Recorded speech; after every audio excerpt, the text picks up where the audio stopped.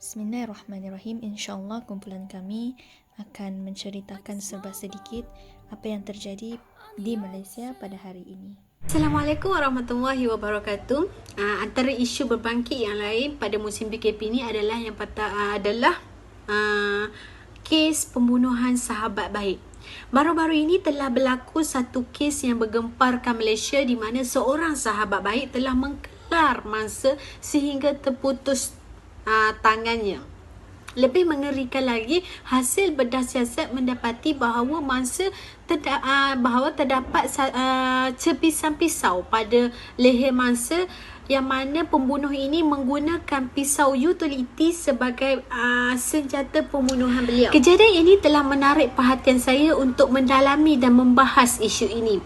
Berdasarkan pembacaan dan mengikuti perkembangan semasa ke semasa, kes pembunuhan ini, mangsa dan pembunuh ini telah berkawan baik sejak di bangku sekolah lagi. Menurut saksi dan juga kenalan, pembunuh ini telah berjumpa mangsa untuk meminjam wang tetapi tidak diberikan oleh mangsa.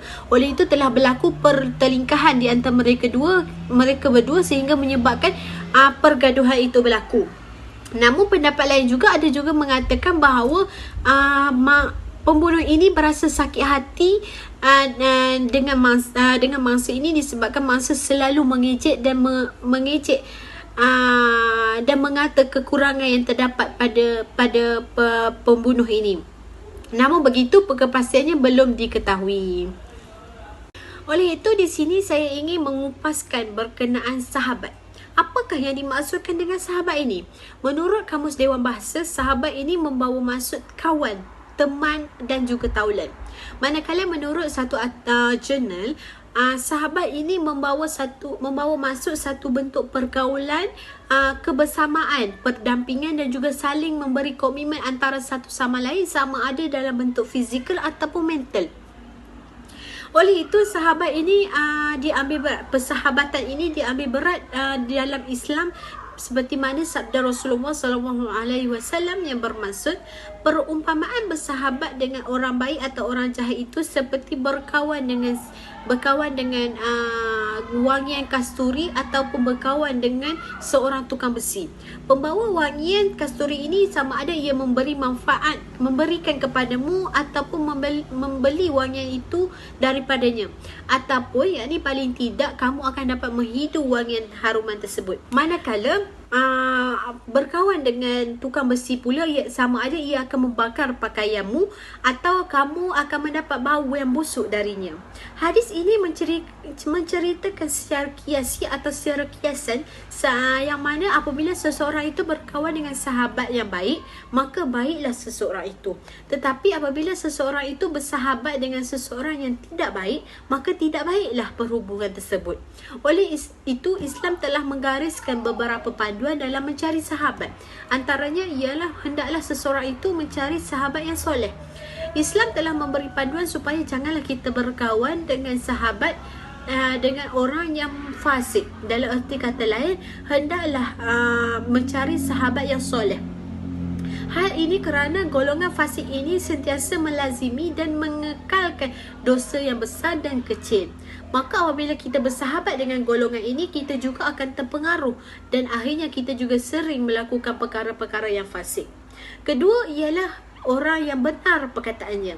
Ini adalah membawa maksud mencari sahabat yang sentiasa berkata benar, bukanlah sahabat yang melazimi percakapan mereka dengan kata-kata dusta. Tidak mustahil mereka juga akan membohongi kita sebagai sahabat mereka.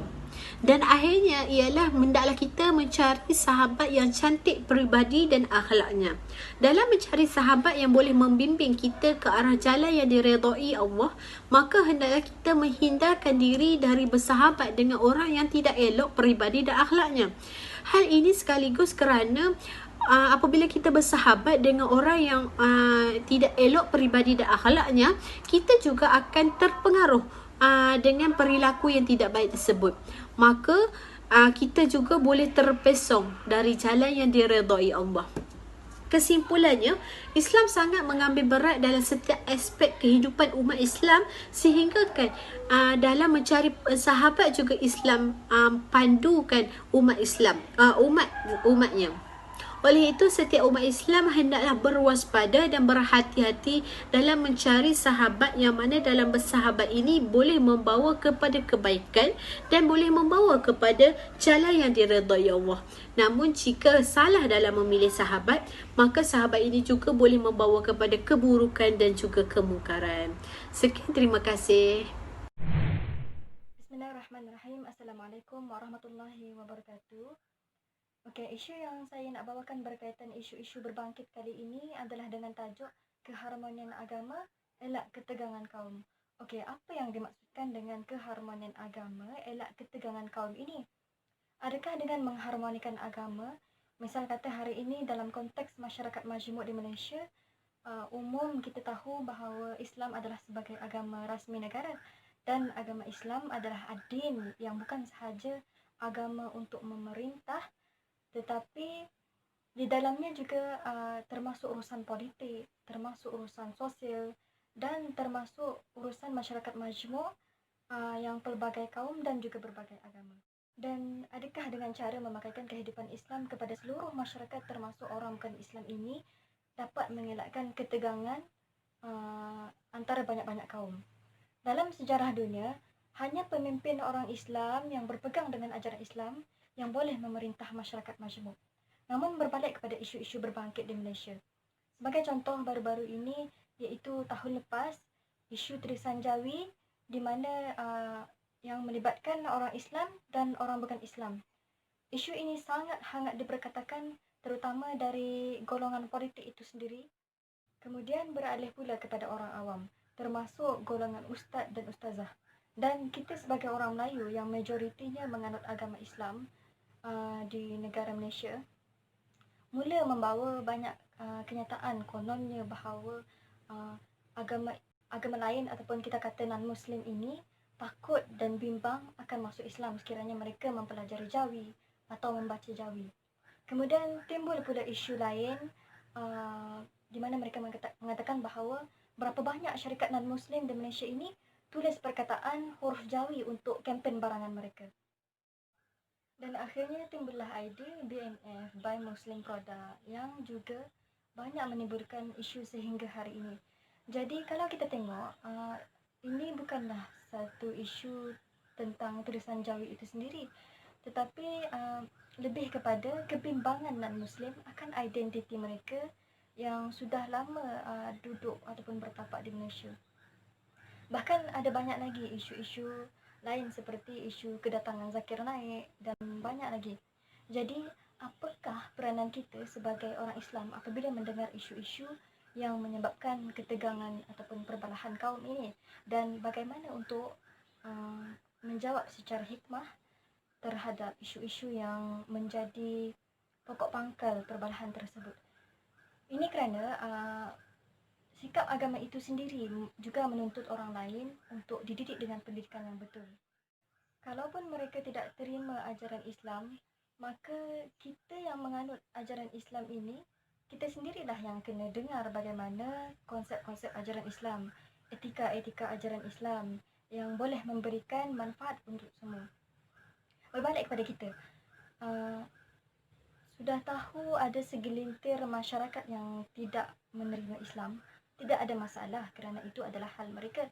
Dan cuma yang kita tahu, kebanyakannya mereka ini adalah isu yang melibatkan kehilangan identiti. Jadi janganlah kita sampai tidak boleh mengenal budaya daripada agama lain. Adakah dengan mengenal agama lain itu kita menjadi hilang keimanan ataupun yang menyebabkan kita kufur kepada Allah. Jadi alangkah baiknya kita juga tahu akan peradaban mereka selagi mana perkara-perkara itu membawa kepada kebaikan. Sebagaimana ayat Al-Quran yang menyuruh kita untuk ta'aruf, li ta'arafu, iaitu saling kenal mengenal. Secara ringkas, Islam menggalakkan kita untuk berwasatiyah ataupun bersederhana dalam segala sesuatu isu, sesuatu perkara ataupun maslahah. Tetapi jangan sampai kita tasahul ataupun bermudah-mudah dalam beragama, kerana ia juga akan dilihat sebagai satu titik tolak ke arah mewujudkan keharmonian terhadap kehidupan bermasyarakat. Akhirnya, kita akan hidup beragama dalam keadaan aman damai tanpa perlu melakukan perbalahan ataupun ketegangan antar kaum. Dan paling penting, Islam jugalah yang akan dilihat sebagai agama yang mengajak ke arah perdamaian oleh segenap masyarakat. Bismillahirrahmanirrahim. Assalamualaikum warahmatullahi wabarakatuh. Isu berbangkit yang saya akan kupas adalah berkenaan dengan isu dakwah selebriti. Dakwah bererti mengubah umat dari satu keadaan atau situasi kepada keadaan atau situasi yang lebih baik di dalam segala aspek kehidupan dengan tujuan merealisasikan ajaran Islam di dalam kehidupan kenyataan sehari-hari, sama ada bagi kehidupan seorang secara peribadi, keluarga maupun masyarakat. Dakwah adalah satu proses upaya mengubah sesuatu keadaan kepada keadaan lain yang lebih baik sesuai dengan ajaran Islam, atau proses mengajak manusia ke jalan Allah iaitu Islam, juga membawa agama Islam itu untuk kepentingan umat manusia sendiri dan bahkan sebagai rahmatan lil alamin. Justru, selebriti menurut Dewan Bahasa dan Pustaka ialah orang yang terkenal dan menjadi tumpuan ramai, terutamanya dalam bidang hiburan seperti penyanyi dan pelakon.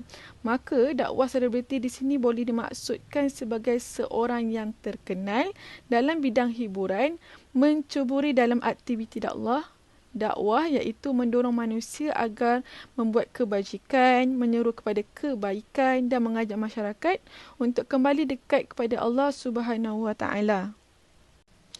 Antara isu yang berbangkit berkenaan dakwah selebriti ialah pendekatan dakwah yang digunakan. Terdapat banyak ayat Al-Quran yang menerangkan tentang pendekatan dakwah Nabi Muhammad SAW kepada sasaran sehingga sasaran terpengaruh dengan ajaran Islam dan mempraktikkannya. Persoalannya yang perlu difahami adalah apakah pengertian pendekatan dakwah? Pendekatan dakwah itu bererti metod atau cara yang terdekat digunakan dalam melaksanakan dakwah untuk menarik dan mempengaruhi sasaran supaya menerima ajaran Islam yang disampaikan dan mempraktikkannya. Metod dakwah yang digunakan sebagai seorang atau sekumpulan selebriti pastinya ada perbezaannya dengan seseorang yang memang dalam bidang dakwah seperti yang masyarakat panggil sebagai ustaz, habib dan sebagainya.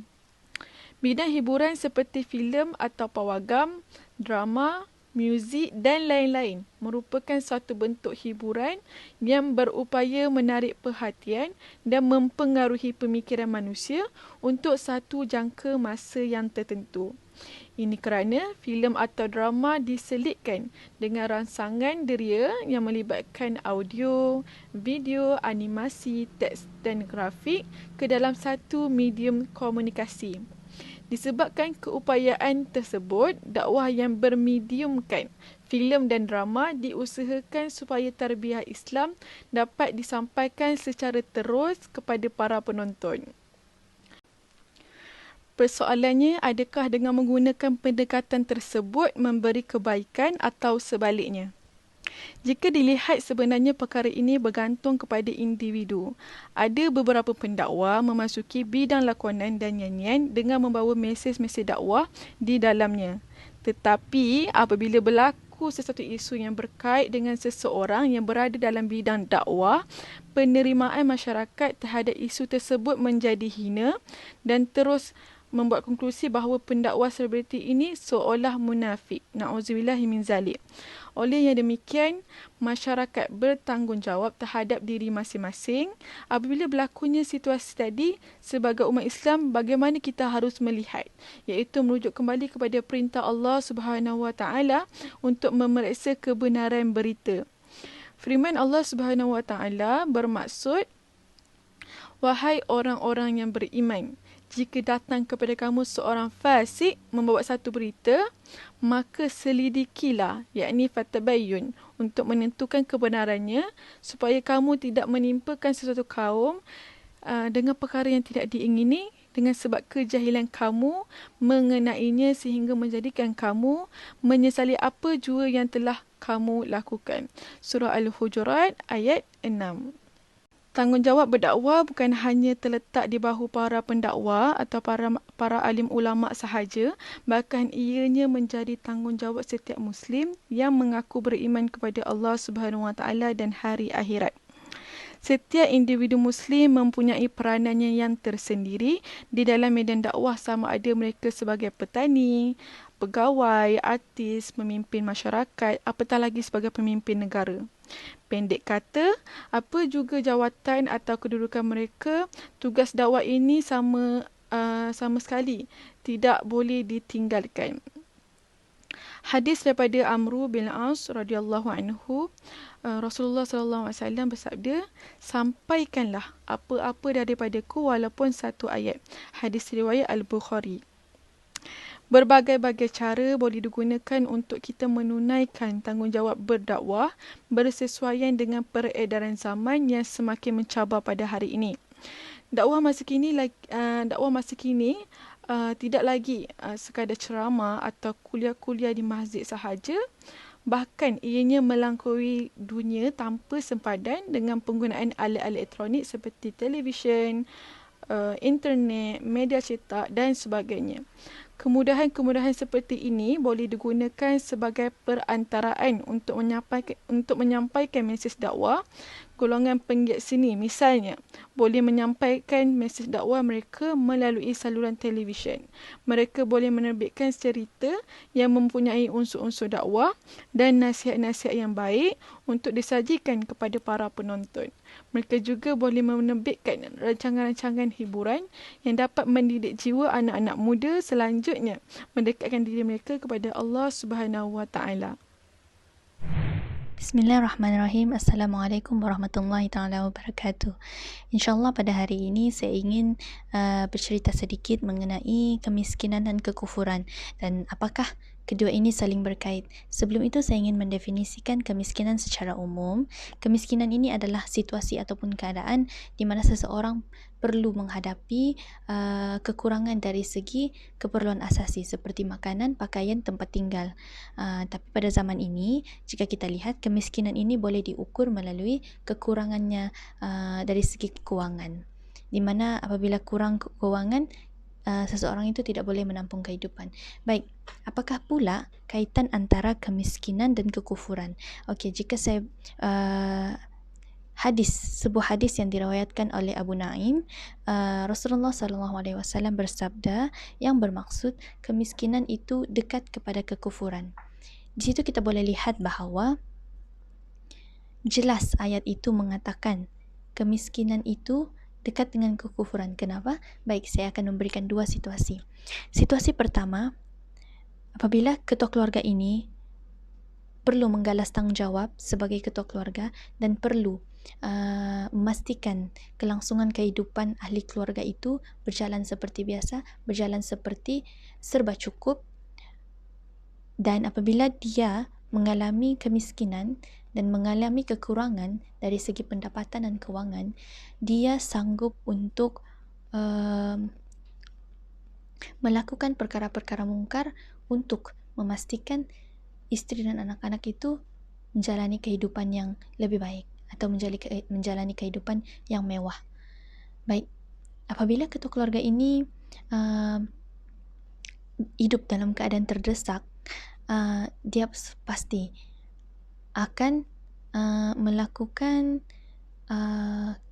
kerja-kerja mungkar seperti mencuri, merompak ataupun mengambil jalan-jalan mudah yang tidak diredai oleh Allah. Wa na'udzubillah min zalik.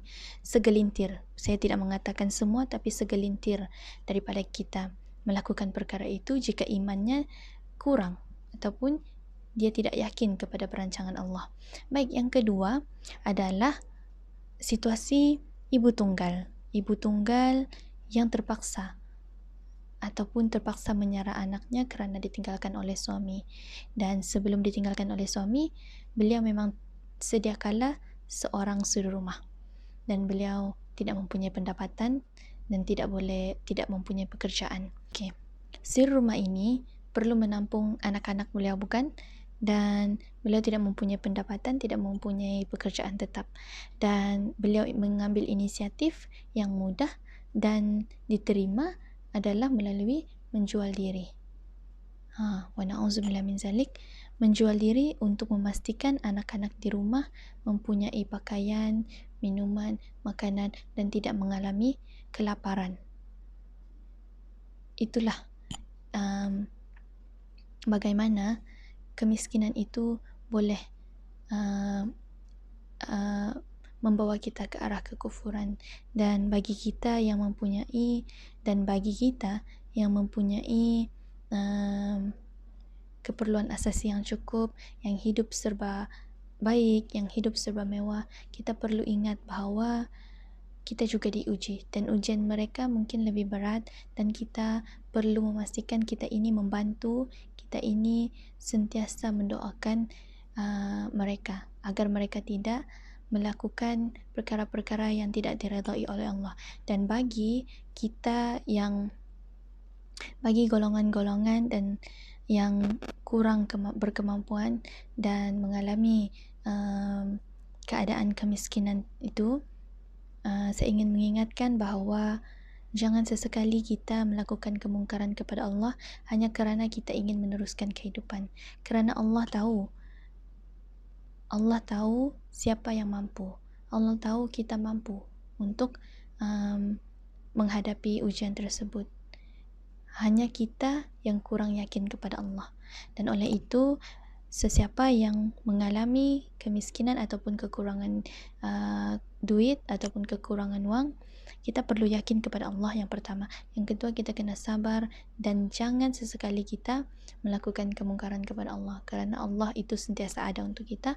Allah tahu kita mampu dan Allah sentiasa membuka ruang untuk membantu kita jika kita dalam kesusahan. Hanya kita yang kurang untuk meminta kepada Allah Subhanahu Wa Taala. Dan semoga kita sentiasa menjaga kualiti kehidupan kita, kerana untuk berada di dalam situasi kemiskinan itu tidak mudah, dan hanya orang-orang yang terpilih saja yang mampu untuk menghadapi ujian tersebut. Dan insya-Allah kita boleh memperbaiki kualiti kehidupan kita. Yang pertama melalui pendidikan kita. Kita kena belajar untuk mendapatkan pekerjaan yang baik. Yang kedua, mungkin kita kena memperbaiki kualiti kehidupan kita dari segi kita kena mendekatkan diri kepada Allah Subhanahu Wa Taala. Itu adalah kunci yang pertama. Kunci yang utama kita sebagai umat Islam, kita kena sentiasa mendekatkan diri kepada Allah supaya Allah itu sentiasa membantu kita. Wabillahi taufiq wal hidayah. Wassalamualaikum warahmatullahi taala wabarakatuh. Terusnya, isu berbangkit yang saya ingin ketengahkan di sini ialah berkaitan isu penderaan kanak-kanak. Hal ini merupakan isu penderaan kanak-kanak bukan lagi satu fenomena yang baru, malah ia berlaku di seluruh dunia. Peningkatan mendadak kes penderaan kanak-kanak ini ternyata telah menimbulkan kerisauan dalam kalangan masyarakat, khususnya golongan ibu bapa, kerana terdapatnya kes penderaan kanak-kanak yang menyebabkan kecederaan serius, malah boleh mengakibatkan kecacatan dan lebih teruk lagi boleh menyebabkan kematian. Berdasarkan laporan daripada Berita Harian menyatakan sepanjang tempoh 5 tahun bermula tahun 2013 hingga 2017 telah mencatatkan peningkatan yang sangat mendadak, yang mana dilihat pada tahun 2013 sebanyak 4,119 kes, manakala pada tahun 2017 sebanyak 5,537 kes. Boleh dikatakan peningkatan tahun demi tahun berlaku sebanyak 200 kes dalam setiap tahun, yang merangkumi aspek penderaan fizikal, emosi, seksual, pengabaian hak asasi dan lain-lain pengabaian. Penderaan ini sering kali dilakukan oleh orang yang terdekat ataupun orang rapat, antaranya ibu bapanya sendiri, teman lelaki ibunya, teman wanita ayahnya atau pengasuh yang menjaga kanak-kanak tersebut. Apa itu penderaan kanak-kanak? Penderaan kanak-kanak bermaksud dera ataupun satu pencabulan terhadap hak kanak-kanak untuk berkembang dalam keadaan sihat dan mahrah. Kanak-kanak boleh dikategorikan kepada 4 jenis, iaitu yang pertama penderaan fizikal, penderaan emosi, penderaan seksual dan penderaan bentuk pengabaian. Yang mana yang pertama, penderaan fizikal ni merupakan penderaan yang dilakukan oleh pelaku secara sengaja atau tidak sengaja, yang boleh meninggalkan kesan seperti kesan lebam terhadap tubuh badan kanak-kanak tersebut, boleh menyebabkan kecederaan, boleh menyebabkan kecacatan tubuh badan, malah lebih tragis lagi boleh menyebabkan kematian. Ialah penderaan emosi. Penderaan emosi ialah merupakan trauma psikologi yang merangkumi aspek pemikiran dan minda kanak-kanak. Yang memberi kesan daripada penderaan emosi ini ialah kanak-kanak tersebut kurang keyakinan terhadap diri sendiri, lebih suka mengasihkan diri daripada berjumpa dengan orang ramai. Seterusnya, kurangnya aktiviti sosial dengan masyarakat, antaranya dengan ibu bapa dia, dengan rakan-rakan kurang. Dia lebih suka menyendiri daripada duduk berbual bersama rakan-rakannya. Selain itu, yang ketiga ialah penderaan seksual. Penderaan seksual merupakan satu penderaan yang melibatkan kanak-kanak dalam aktiviti seksual. Antaranya ialah perbuatan seks, merogor, mendedahkan alat kelamin kanak-kanak tersebut, malah melakukan tindakan pornografi terhadap kanak-kanak tersebut. Antaranya ialah memegang atau mencium terhadap kanak-kanak yang menyebabkan belofobia terhadap tindakan yang dilakukan itu. Antara tanda-tanda yang kita boleh lihat daripada penderaan seksual ini ialah tingkah laku kanak-kanak tersebut berbeza, yang mana kanak-kanak tersebut memakai pakaian yang longgar, pakaian yang berlapis-lapis untuk menutup. Lalu kanak-kanak tersebut lebih suka menyendiri daripada bersemuka dengan ibu bapanya, dengan ahli keluarganya. Dia lebih suka bersendiri, malah dia lebih kepada trauma terhadap apa yang beliau hadapi. Ialah penderaan dalam bentuk pengabaian, yang mana penderaan dalam bentuk pengabaian ni ialah ibu bapa ataupun penjaga kurang memberi perhatian terhadap kanak-kanak tersebut, yang mana kurang memberi kasih sayang ataupun sokongan terhadap keselamatan dan kesejahteraan kanak-kanak tersebut. Boleh kita lihat daripada penderaan pengabaian ini, kita boleh lihat tingkah laku kanak-kanak tersebut di sekolah ataupun di rumah merosot dari segi pembelajaran, dari segi tingkah laku bersama kawan, bersama dengan keluarga. Malah kanak-kanak tersebut lebih cenderung melakukan gejala-gejala negatif bersama rakan-rakannya, lebih suka melepak, lebih suka mencuri daripada melakukan perkara-perkara kebaikan. Seterusnya, untuk mencegah isu penderaan kanak-kanak ini, langkah-langkah mengatasi perlulah diambil. Antaranya ialah terhadap golongan ibu bapa, yang mana tuntutlah ilmu terlebih dahulu sebelum mendirikan rumah tangga, dan sekiranya menghadapi masalah terhadap masalah kerja, tekanan dari segi kewangan ataupun dari segi masalah di tempat kerja, kawallah sebaik mungkin masalah tersebut dan jangan lepaskan terhadap kanak-kanak, terhadap anak-anak. Sekiranya tidak dapat kawal, jumpalah kaunseling untuk kurangkan tekanan terhadap diri kita. Khususnya bagi masalah pengasuh, isu berkaitan pengasuh dera kanak-kanak ni, ibu bapa juga perlulah memain peranan dalam isu ini, dalam menyelidik terlebih dahulu pengasuh yang mengasuh anak-anak tersebut. Antaranya ialah bertanyakan latar belakang terhadap jiran-jirannya, selidik terlebih dahulu latar belakang pengasuh tersebut. Seterusnya, masyarakat, untuk golongan masyarakat juga perlulah memain peranan sekiranya terdapat ataupun mengetahui kegiatan penderaan kanak-kanak, segeralah membuat laporan terhadap pihak yang berkenaan supaya penderaan kanak-kanak ini dapat dibasmi dan isu penderaan kanak-kanak ini tidak ada lagi. Seterusnya, kesimpulan kecil daripada isu penderaan kanak-kanak ini ialah Islam sangat mengambil berat dan berkasih sayang terhadap golongan kanak-kanak. Hal ini kerana sabda Rasulullah SAW, "Laisa minna man lam yarham saghirana wa yu'aqir kabirana." Yang bermaksud, bukanlah daripada golongan kami barang siapa yang tidak mengasihi kanak-kanak dan tidak menghormati orang dewasa. Hadis riwayat Imam Tirmizi. Sekian. Sekian saja dari kumpulan kami. Semoga ia dapat memberi manfaat kepada semua.